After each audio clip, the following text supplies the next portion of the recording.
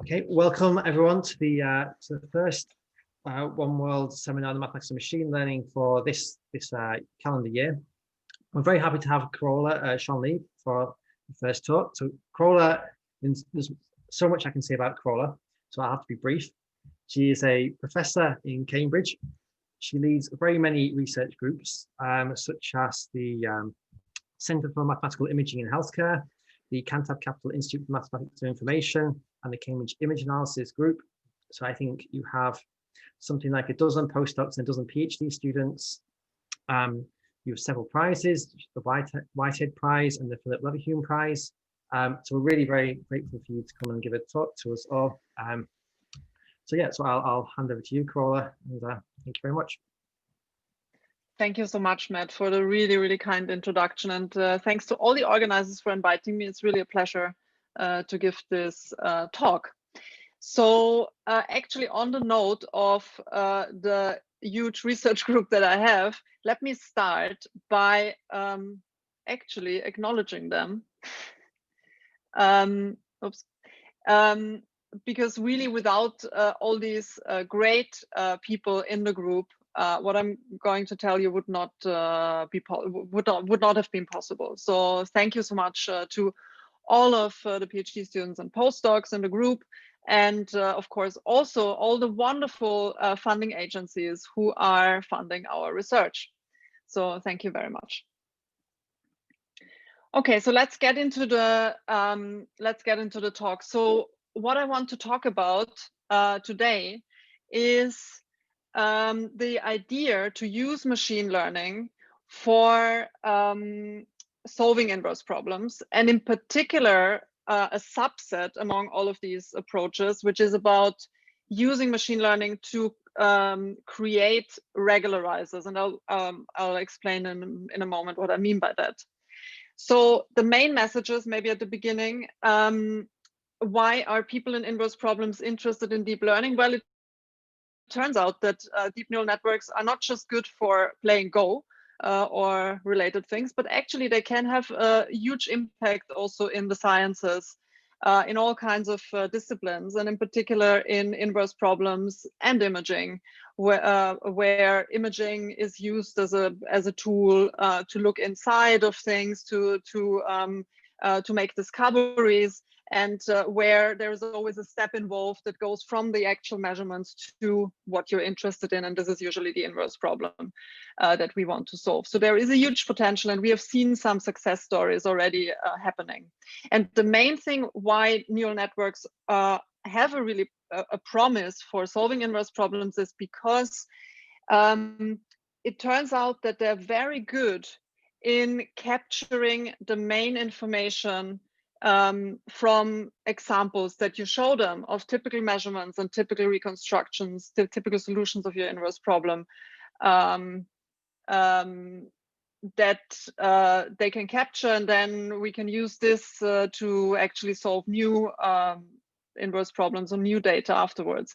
And in particular, the kind of information that I want to represent in data, where I think this is really promising, is prior information about solutions. I think this is, in my opinion, where these neural networks can be very good, also because as mathematical modelers, so I've spent almost the majority of my career actually trying to model things. And I can tell you it's super hard, and everyone who has done this might agree. So there is a great promise there that we can complement some of our inabilities by letting the data talk. Okay, so the interesting thing for us mathematicians is that neural networks usually work really well if you have a lot of good training data, and the emphasis here is really a lot. Because usually in inverse problems in practice, we don't have this. And also the typical problems we are solving are ill-posed. And this is due to the physical properties of the process. Let's say we use that for image reconstruction, the process with which imaging data has been acquired. So what we also call a forward operator. So there are intrinsic properties in the forward operator that make this ill-posed, this problem. And so taking deep learning as a black box hammer doesn't work. So we need to combine neural networks with domain-specific knowledge about the ill-posedness of these forward operators, about typical mathematical approaches to circumvent this in order to make them work for inverse problems. Okay. Okay, and so what I'll show you is that we can actually use neural networks to learn prior information about solutions in the form of regularizers to solve inverse problems. So what are inverse problems? The typical inverse problems I'm interested in are the ones where you take some measurements and the quantity, which is usually an image that you're interested in reconstructing, is indirectly hidden in these measurements. And so without going into detail, what you see here is an example from tomography, where the measurements are in some transform domain of physical space. In this case, very roughly speaking, this transform that you apply to the image to get to the measurement space is a line integral. Or X-ray Ranon transform that you might have heard before. And so the goal is to, based on these transform measurements that are usually, and this is also the difficulty, are imperfect. So they are noisy and they're usually undersampled, meaning that you don't have as much information in the data as unknowns in the image you want to reconstruct. You want to go back to an image, okay? And so here the notation in this talk will be like this. The measurements I'll call little y. So these are these guys here in the transform domain. And then the image or the quantity I want to reconstruct, I call little u. And these are connected through transform, which in all the examples that I show you is actually a linear operator. That is applied to u, and then there is some noise. Okay, so capital T is also called the forward operator. Okay, so inverse problems appear in all kinds of places. Okay, they appear in medical imaging. So we have seen this tomography example from before. This is a CT machine. Also, for another example is MRI. Many more examples where you also go towards nonlinear inverse problems is photoacoustic tomography, things like this. Yeah? They are also used in other places like non-destructive testing, remote sensing. Every time when you measure something and you need to do something to this measurement, which involves some kind of inversion in order to get to a result. I also have computer vision here as an example. It's not a typical example that you would think of people in inverse problems would quote, but I just also listed here because also kind of my background in more kind of classical image processing, image analysis. There are inverse problems, of course, also there. Maybe in this case, the forward operator is not so straightforward to write down. And also the image, the quantity you reconstruct is maybe not an image, but some quantification in this image, like in this case, a decomposition of this image in different objects, a classification or something like this. Yeah?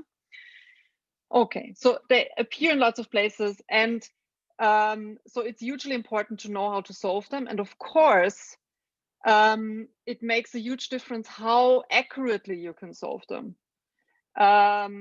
Because in most of the things that you see here, the main interest of actually solving an inverse problem is mostly not to look at a beautiful image, so not just the visual effect, but you want to quantify something in these images. And so here, accuracy is really super important. And this is, again, kind of why neural networks might be interesting to consider. So inverse problems, however, have the problem, as I mentioned before, that the interesting ones are ill-posed. So they're typically ill-posed because of properties of the forward operator, that the forward operator doesn't have a bounded inverse, a discontinuous inverse, things like this, but also because of underdeterminedness. And this is in particular true in imaging, where, again, the amount of data the more data you require, the more maybe you pay in terms of costs, the more time it takes, the more maybe you need to radiate the patient, things like this, the better data you want to collect. And on the other hand, you want a super high resolution image where, for instance, a clinician can inform a diagnosis or something like this. So there is this conundrum between the two, and this is another source of where this ill-postness really hits. The main thing that worries people in inverse problems about ill-postness, okay, is the non-uniqueness. Okay, so there are many reconstructions that can explain the same data, but even worse, I would say, is the instability because most of the data that we acquire in the real world is going to be noisy. And so we don't want to have this effect that if you perturb the data a little bit, the output is going to, do this, explode, or, show you something totally different. Okay, so what to do about this? So you need to do some appropriate mathematical treatment of this ill-postness. And one example of such a mathematical treatment is variational regularization. So here, again, writing down the model that I have for my data, what I'm doing is that I'm phrasing the quest for an approximate solution U of this equation as a minimization problem. So I'll phrase it as saying I want to compute an approximate solution U as a minimizer of this functional here, which on the one hand, which kind of always consists of two terms. One of them represents the data model. So this is my data fidelity term. It's some quantification of the difference between the forward model and the data. Okay, so think of this, for instance, as a least squares fit between the two. And the other one is the regularization, which should help us to treat the ill-postness. And that captures, usually is built by capturing some prior information you have about the solution, and it's called regularizer because in a function analytic framework like this variational regularization, this is this prior information comes in the form of some regularity assumptions you have on the solution, and you build this in by adding this, for instance, NL2 square term of the gradient of U for enforcing H1 solutions or something like this to the problem. So a very popular class of regularizers that I'm quoting here are L1 type regularizers, like for instance L1 of the gradient of U, which is also called the total variation. And I'm just quoting them here because they're very, very popular for image processing. Okay, they will not be so important for us in the following, but yeah, so okay. So this is the kind of framework, and then of course, just to be complete here, there is a balance you need to take between how much you weigh the regularization against how much you weigh that the solution sticks to the forward model and the measurements in particular. This is given by this regularization parameter alpha, which is a positive parameter. There's again, you need to choose that one. Huh? Okay, so these are the things you need, and then of course the question is, how do you set all of this up? How do you choose this discrepancy term here? L2 squared is a very, very typical choice that is used a lot, but it usually depends on the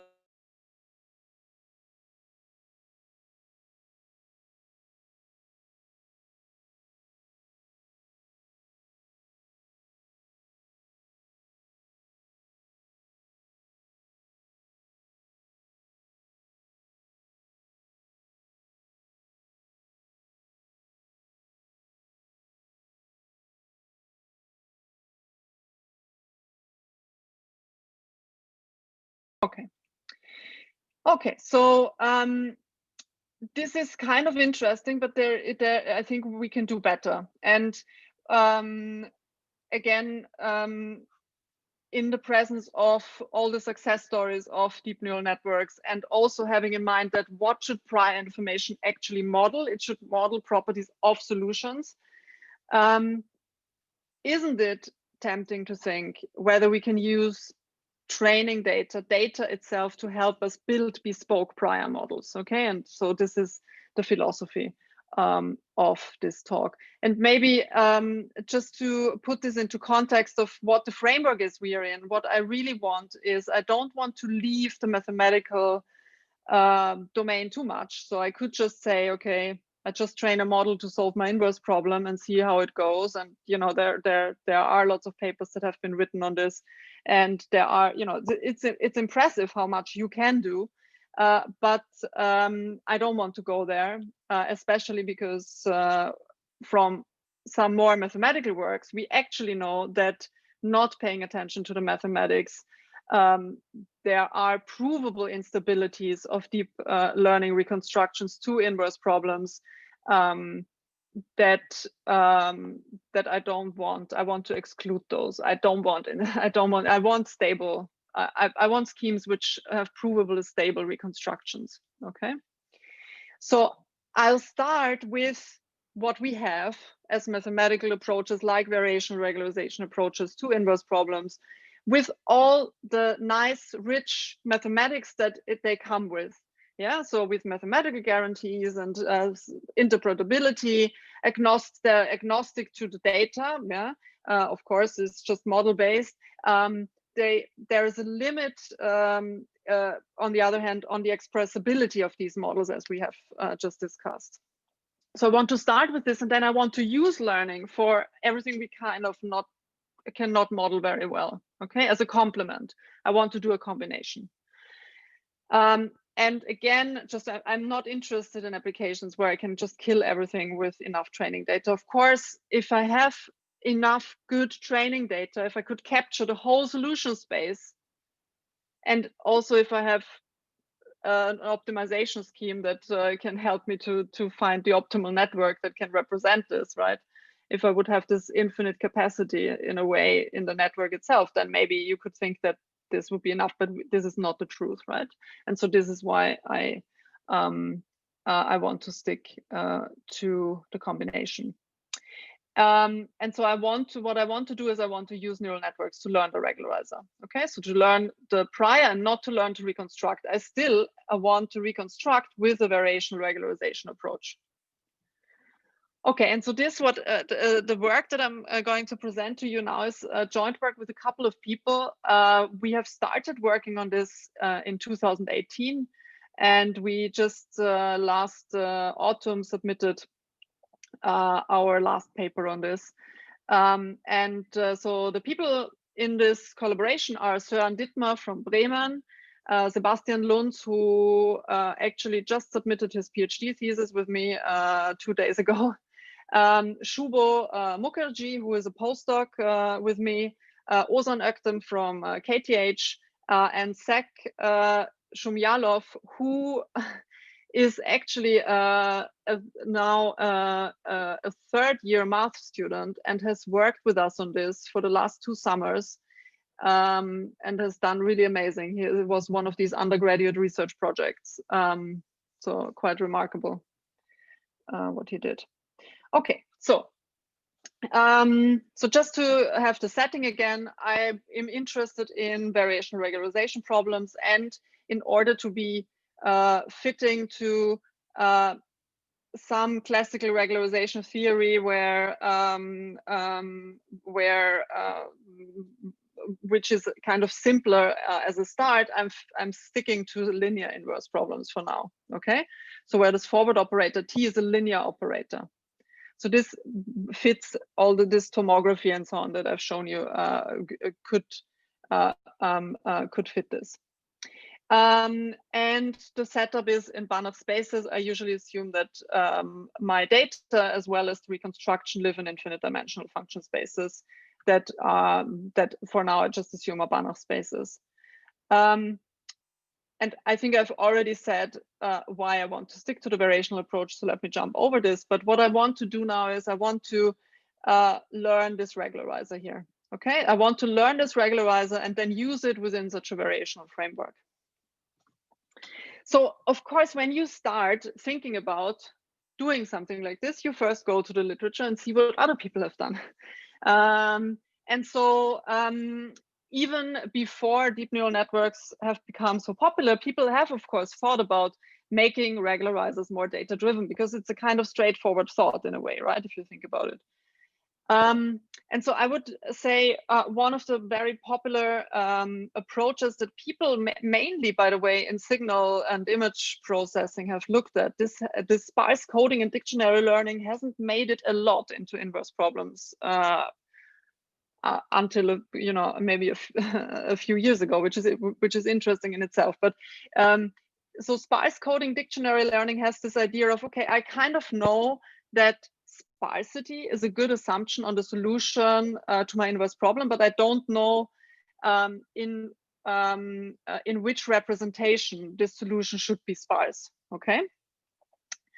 And so sparsity can be represented by an L1 penalty.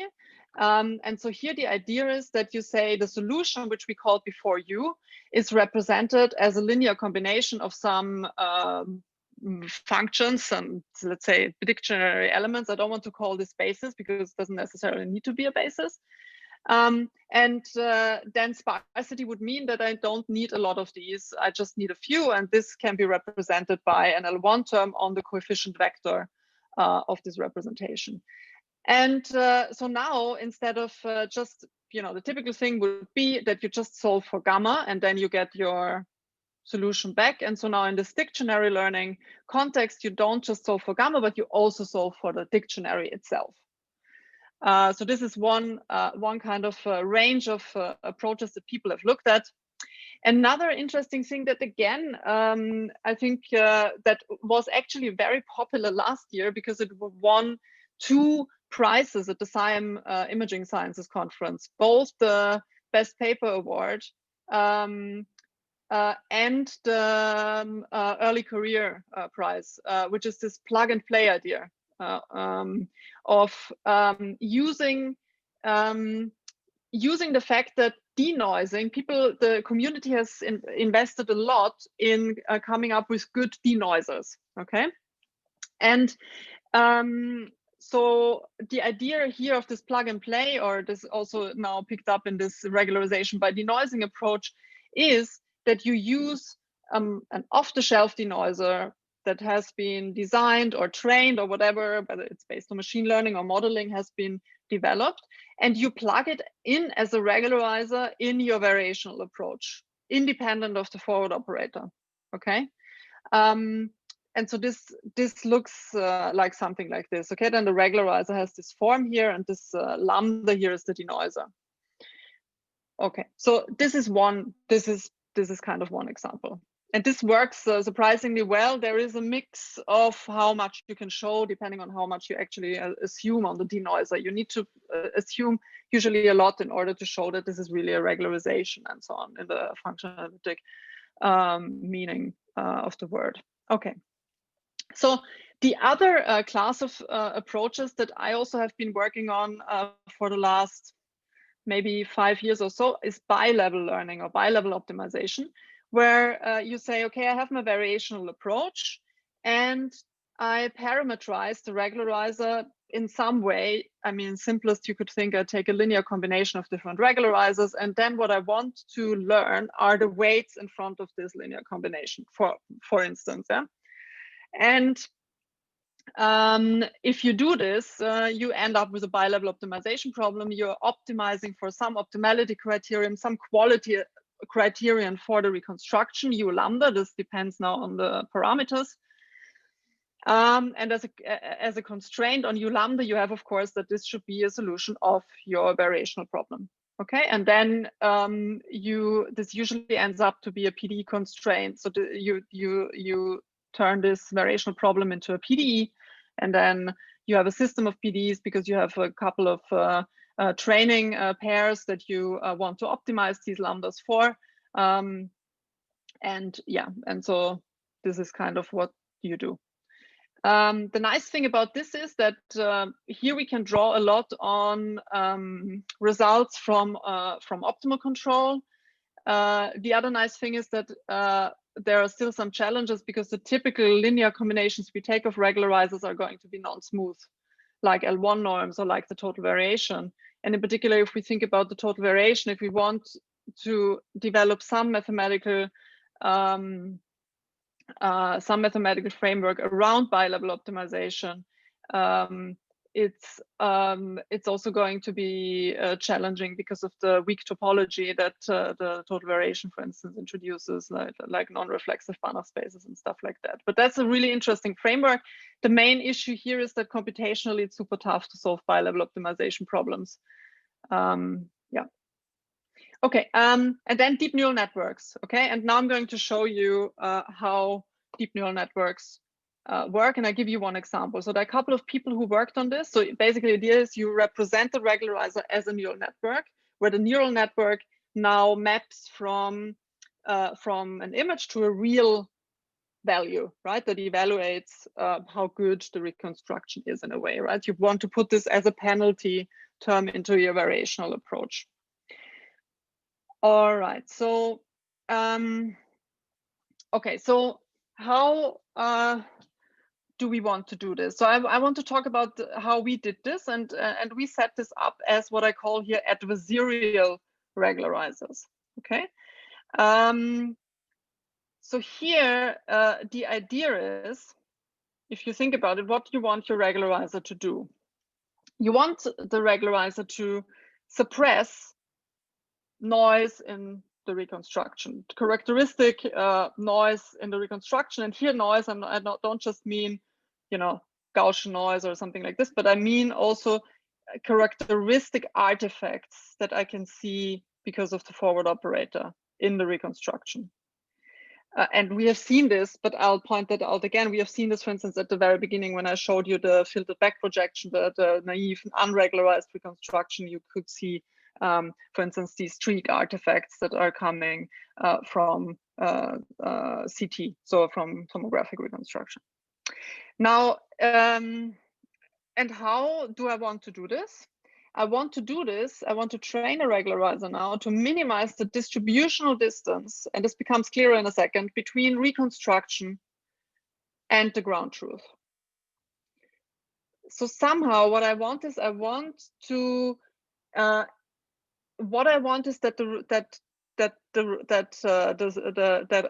regularizer pushes reconstructions towards ground truth solutions, roughly speaking, right?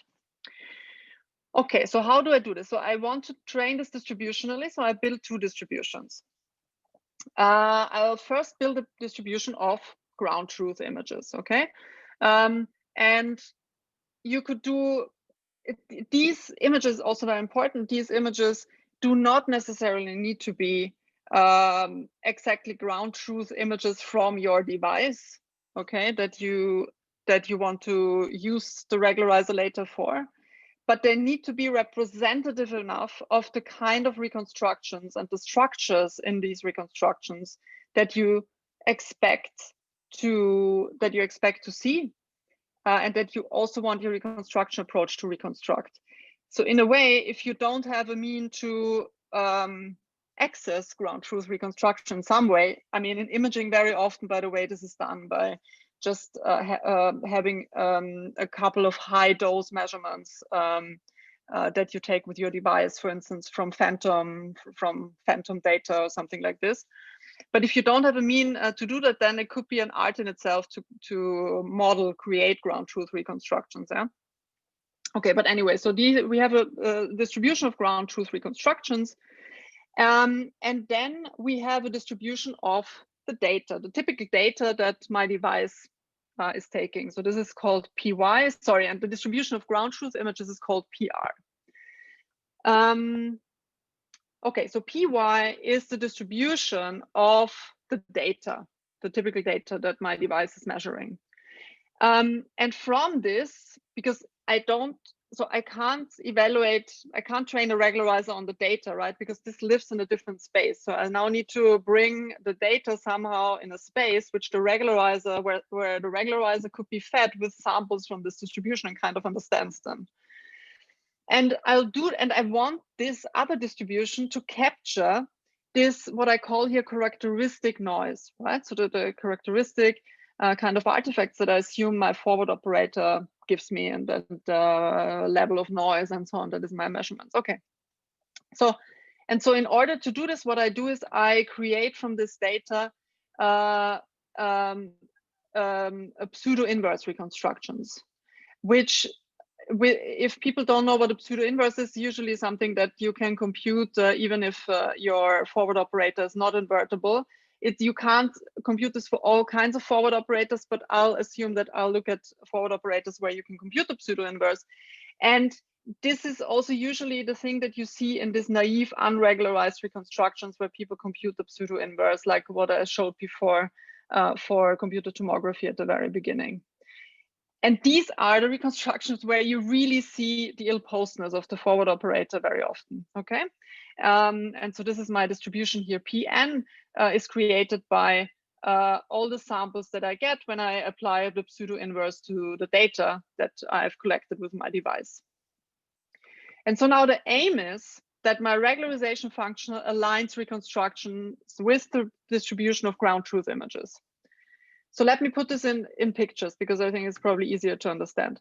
So this is now CT. This is a data set that we have, that is an online data set on lung CT. Okay, here very often when with this when we do this in particular this methodology development work in inverse problems, what we do is we use, in order to have some validation of the results, we use simulated data.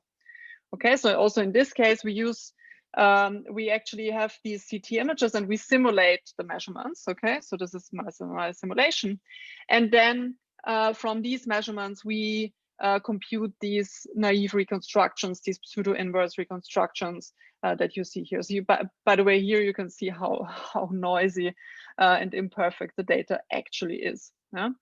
And so I have a set of these ground truth images that I collect in the distribution PR. I built this empirical distribution PR, and I have an empirical distribution on my pseudo-inverse reconstructions.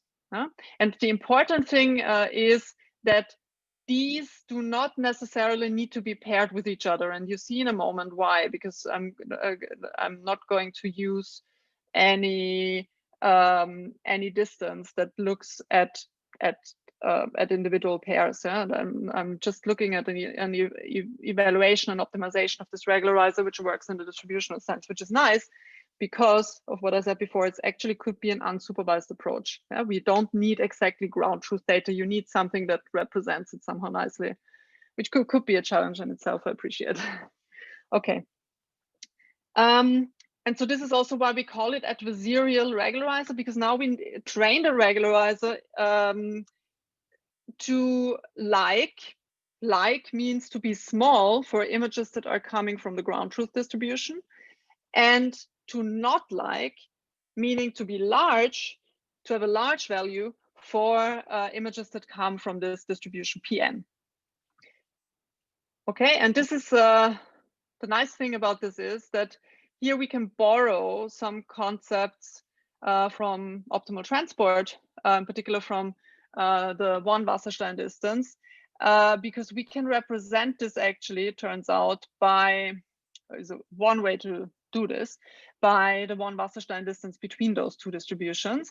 And this can be seen by looking at the dual formulation, the Kantorowicz dual formulation of the Wasserstein distance, which looks like this. By the way, if you are not familiar with optimal transport and the Wasserstein distance, actually the important thing is that what you see here is now my optimality criterion for the regularizer, where the regularizer here is the argument that maximizes this difference here.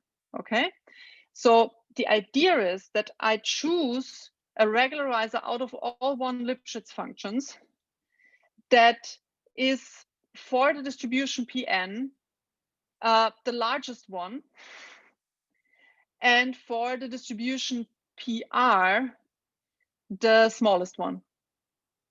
Yeah, so if I take the expectation over all the samples of Pn and evaluate the regularizer there, this should be large. And on the other hand, it should be small for the distribution PR. Okay, does it make sense? By the way, I should have said stop me, but I guess no one has stopped me yet, right? Matt, everything is fine still? Yeah, there's no questions so far. I'm monitoring the chat, so please feel free to add questions into the chat, and I'll interrupt Carola if anyone has anything to say. Okay, so please do ask. Otherwise, with these virtual talks, it's usually that you feel your talk. Well, at least I can see Philip and Matt now, so this is nice. Okay, so right. Okay, so the idea is that F star, the one which maximizes this, is my regularizer. Now, of course, this is a bit unfeasible, and this is where neural networks come in, because I'm not going to, how am I going to optimize the all one Lipschitz functions? Yeah? So this is where I need some parameterization of F, and this is where neural networks come in. So before I do this, maybe just as an intuitive thing, why could this be a good idea? That we train a regularizer like this. So we use a regularizer that maximizes this difference. So the nice thing somehow is, so if let's do this following experiment. Yeah? So I look at a sample from this distribution Pn. Okay, so this is a sample that is super noisy, that had all these artifacts. So I want to get away from this. And somehow, if you think about taking the learned regularizer and putting it into the variational problem, and then you do gradient descent on this, somehow what you want is that if you take a gradient on the regularizer in this solution, it pushes you away from this and pushes you somewhere where you want to be. Yeah? And so this is what this little result here tells you, is that if you start with a u that is super horrible, and you take a negative gradient step in the direction of the gradient of the negative gradient of the regularizer, and you do this for lots of samples from Pn, you will create a new distribution P eta, which is the result of this gradient step, then you can actually show that you are approaching, you are pushed towards the distribution PR in the Wasserstein sense, okay? In the kind of, in the sense that you're getting closer in the Wasserstein distance to the distribution PR. Okay, so this is a kind of nice, this kind of intuitively maybe could be nice. The other thing is, because another worry that you might have is, now I'm optimizing about all one Lipschitz functions. Now I've already hinted you towards the fact that F will be parameterized as a neural networks with millions, billions, trillions of parameters. So how interpretable will this be? Yeah? So before we had these nice sparsity assumptions and we had total variation and everything. So this is nicely interpretable, lots of qualitative results. How interpretable will this regularizer be? What is it doing? And I mean, as a disclaimer, also what I'm going to tell you now doesn't mean we totally understand what this regularizer is doing, but it gives us at least some framework. So here, I'll make two relatively strict assumptions. So the first one, in order to give you some idea of what this regularizer could be. Yeah? So the first one is that the distribution of ground truth images is not super bad. Okay, it's not too bad. Not too badly behaved. And this is, by the way, a typical assumption from that also people in generative modeling and so on, and in these generative adversarial networks do, which is that you assume that the distribution PR is supported on a weakly compact set M. This is my data manifold M, okay? The other assumption that I make, and this is a kind of assumption now on the data, is a small, can think of it as a small noise assumption, which is that I can recover the distribution PR by projecting the distribution Pn onto the data manifold. Okay, so under these two assumptions, you can actually show that the projection onto the data manifold, okay, which is the one that captures the distribution PR, that supports the distribution PR, the distribution of ground truth images. So the projection onto this data manifold is actually a maximizer to the Wasserstein loss. So is a candidate regularizer, which somehow makes sense. You want your regularizer to bring you to the distribution PR, right? Okay. So how, as I said, so in practice, what you do is you now approximate this F by neural networks. And here, all these approximations, they have been taken from these Wasserstein guns that some people might have seen.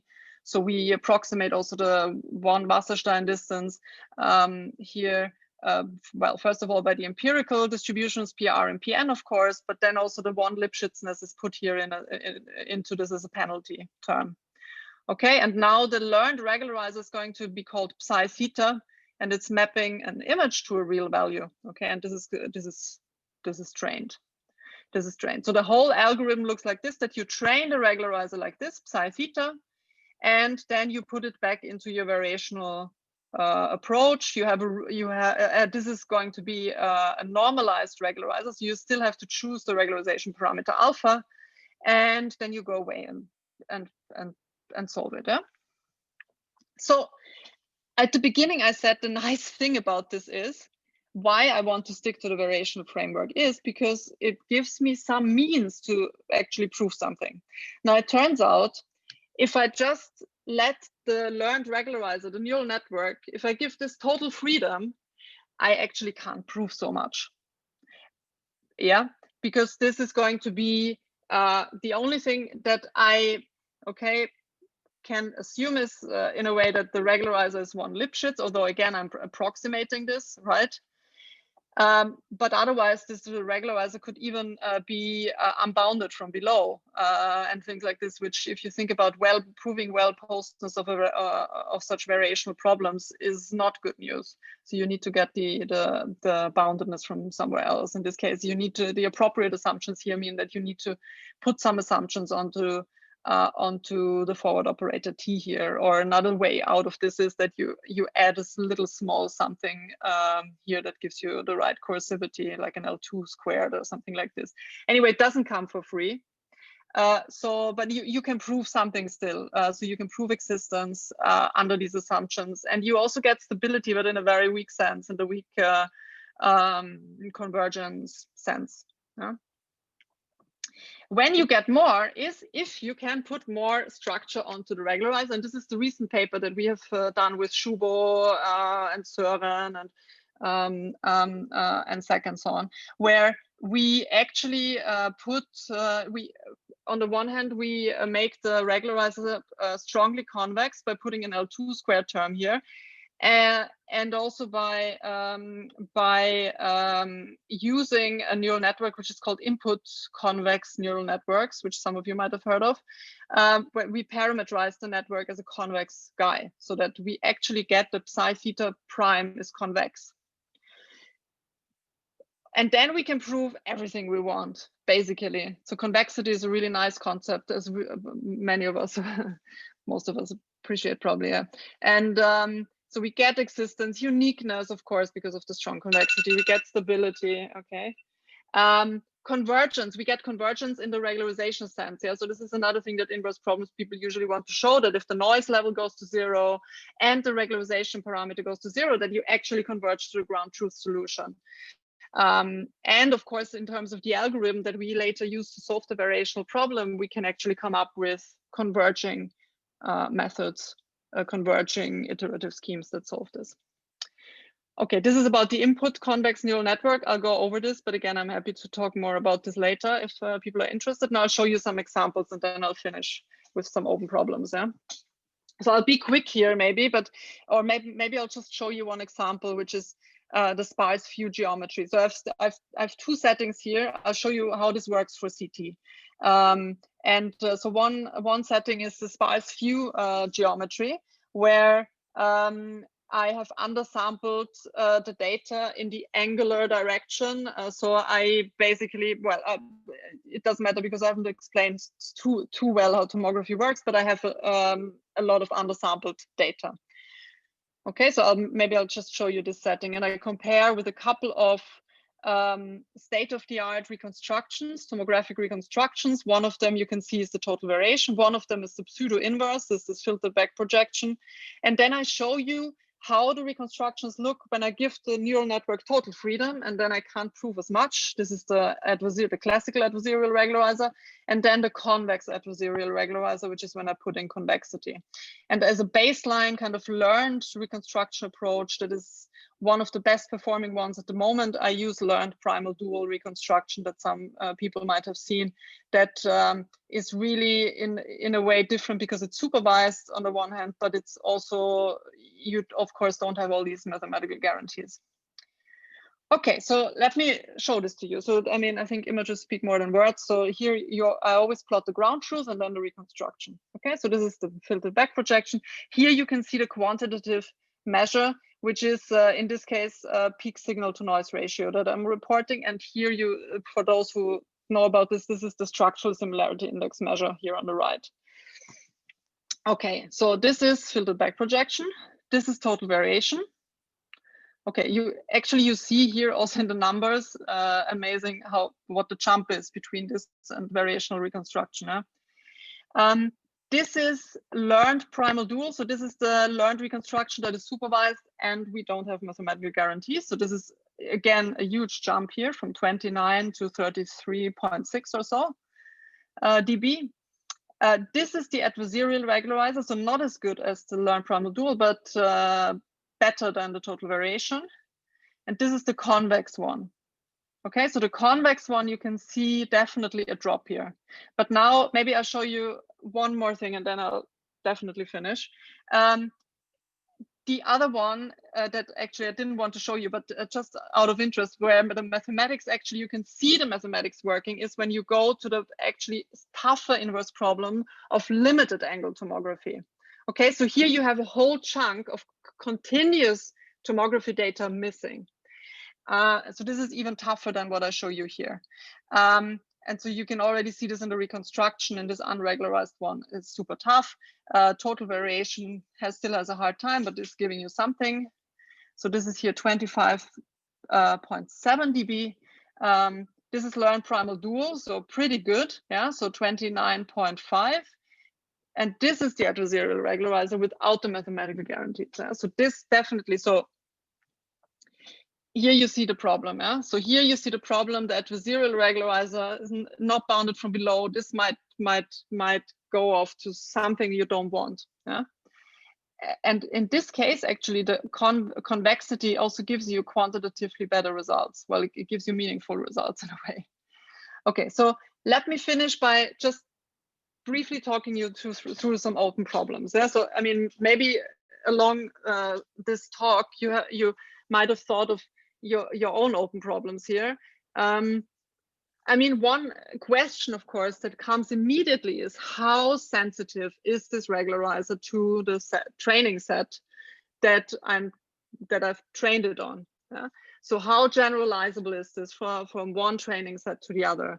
And if people ask me later, I can show you some results that I have here at the bottom. But basically, this was something that Sebastian now added to his PhD thesis. So he did some cross data set and also training on different noise levels kind of tests. The other thing is, now I'm optimizing this with the Wasserstein distance. Maybe better, there are other optimality criteria that also could be more fit to what I actually want to do with an image. So I said before, I actually don't want to look to this, you know, I don't necessarily want the best visual result for the image or something like this. So also showing you quantitative measures like PSNR or SIM for some inverse problems application are actually not really important. But it's usually a lack of us being able to report anything more meaningful. That's why we use these kind of things. But can we do something more task related? Now that we are training a regularizer, could we put as a quantitative measure something more task related into the learning process? So task related, like I want to quantify, I do want to do a segmentation of lung tumors in this image that I reconstruct, for instance. Yeah? The other thing is uncertainty quantification. Yeah, so there is, and I'm mentioning this because there is some really nice work by Marcelo Pereira, for instance, who who has really efficient algorithms for doing uncertainty quantification for convex regularizers. And so in particular, the learned convex regularizer could very nicely fit into this. And then the last thing, of course, is interpretability. And it is I would say this is really the biggest disadvantage of these learned regularizers, is that it's very tough to say something about them. You know, one of the things we are trying at the moment, for instance, is that we are trying to learn regularizers which are invariant to certain transformations. So this goes back to really seminal work by Morel and Ballister and Casillas and so on, who have been one of the pioneers of classical image analysis processing and models and models for regularizers. There is this concept that regularizers should be invariant to certain transformations. Yeah, and so can you build something like this into a regularizer, or can you design certain properties that you want your regularizer to have by appropriately selecting the training data set or designing the training data set? So I think this is really all super interesting. And so with this main messages of this talk, the role of deep learning, I think, is really, in my opinion, for inverse problems, is a powerful tool for modeling prior information that we have about solutions of inverse problems. I really believe in this hybrid approach of combining mathematical methods with data-driven components, and many open questions, as we've seen before. Thank you very much.